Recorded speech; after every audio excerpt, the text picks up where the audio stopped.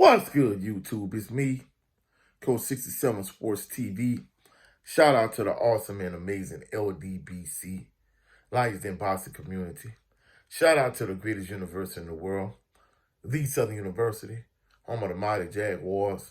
In this particular video, I'm going to talk about Southern University versus Alcorn State for first place in the SWAC West.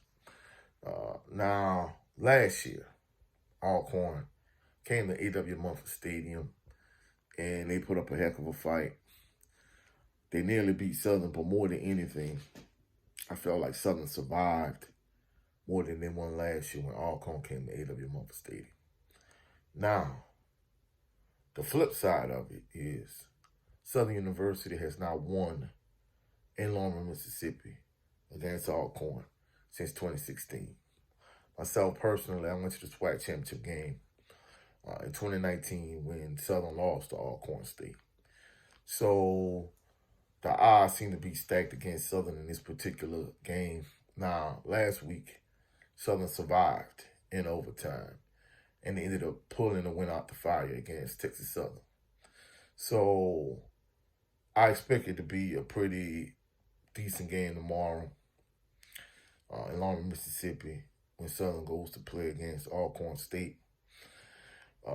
Now, purely from a Southern University perspective, first and foremost, the offense needs to come to play. Now, I know at this point it's like beating a dead horse, and it sounds somewhat cliche, but week in and week out, Southern University offense is anemic at best. In terms of, from an offensive standpoint, in terms of production and output, Southern's offense is not giving the defense and the special teams a whole lot to work with. Southern has to rely heavily on the defense.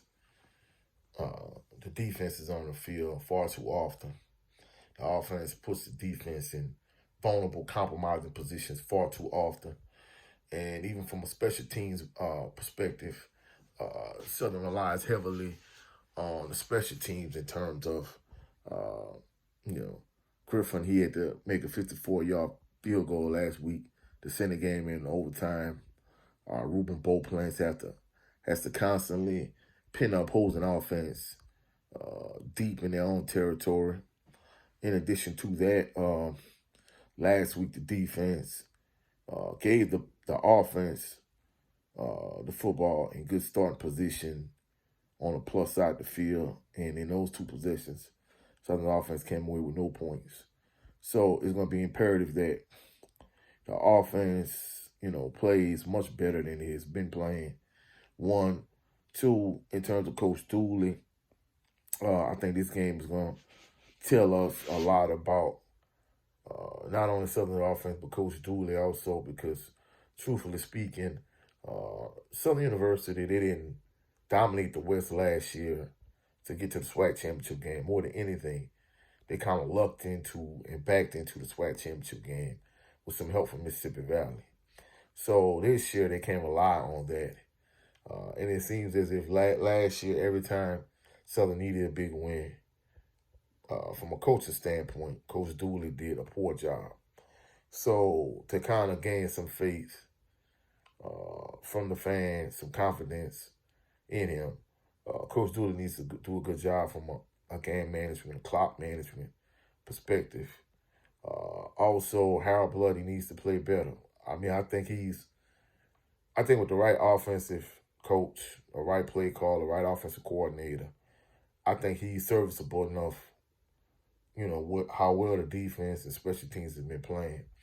I think he would be good enough for Southern to be successful, but truthfully speaking, I don't think Coach Dooley is putting him in a good situation. I mean, he has a lot of weapons. I think he can do more, Coach Dooley, from a play calling perspective in terms of getting some of these guys like Jalen Howard and August Petrie III, Cassius Allen, Chandler Whitfield. I think he could do a better job getting them the ball out in space. That's one thing that's been synonymous with Southern quarterbacks over the years. Not every single quarterback but a lot of quarterbacks, and I've seen every Southern University starting quarterback from Nate Harrison up until this current point with Harold Blood. And one thing that Southern University's quarterback has been synonymous for is not being able to go through the entire progression. I think with Harold Blood, I think in this instance, it's not that he can't go through the entire progression. It's the fact that he holds the ball entirely too long. And I think if he has to go through an entire progression, he's not cognizant of when to get rid of the ball. He doesn't have the time clock in his head. He just holds the ball too long. Kind of equivalent to what Derek Carr does with the Saints.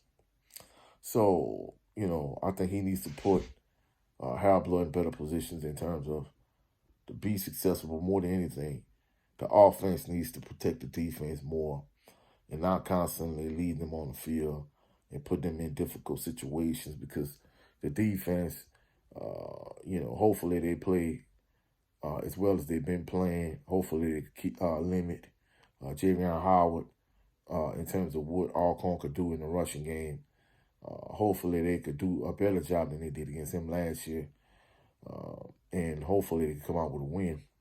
And one other thing too, one narrative that's kind of been, it's not been a huge story, but I think the past couple of weeks is kind of starting to pick up steam. Early in the season, like a couple of, members of Jaguar Nation that sits in my section for the home games, on the east side, they've been saying that basically Kendrick Grimes is the better back between him and Garrett Quarles Jr. And I think Garrett Quarles and Kendrick Grimes, they both good backs. I think they both prototypical Southern running backs in terms of not being power backs, but being more third down backs that can catch the ball out the backfield more than anything.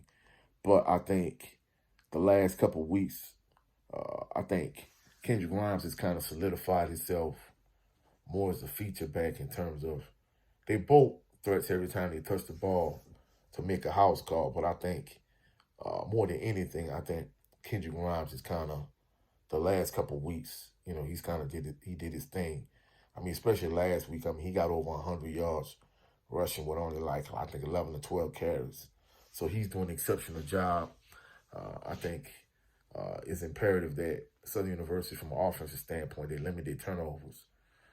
Harold Blood doesn't turn the ball over. He protects the football. And I think they need to get the ball to Kendrick Grimes, Chandler Whitfield, Jalen Howard, August Petrie III, Cassius Allen, Garrett Quarles Jr., to the weapons on offense. And more than anything, just not put the defense in terrible situations in terms of leaving them on the field like they did the entire second half last week. Hopefully Taj Brown is healthy. He plays well. Kelby Givens. And more than anything, hopefully they can come away with the win. But that's it for this video. If you saw any value in this video, like the video, share the video, comment in the comment section, subscribe to the channel. Also, click the notification bell so you can be alerted anytime I post any new videos. Also, check out my brother Jared Lovin Green. Check out my brother Brent Fox. Go check out their channels also. This is my pregame analysis of Southern University versus Alcorn. I'll be in Longman also give you my post-game analysis and my post-game reaction. I'll catch y'all on the rebound. Y'all have a blessed and phenomenal day. Go Jags. Catch y'all on the rebound. Peace and blessings.